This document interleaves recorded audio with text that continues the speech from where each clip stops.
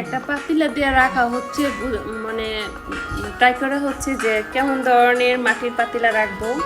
তো একটা ওই ধরনের পাতিলা দিচ্ছি, দিয়ে যে আসলে এটা কেমন বড় হবে হবে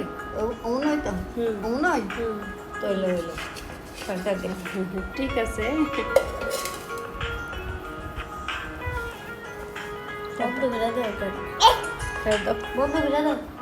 এই যে ফাহারাম কারুম তো এনে তুমি ছবি তুলবা। তুলবো তো, আরো তুলবো, সুন্দর হয়ে সালে সবগুলা তুলবো।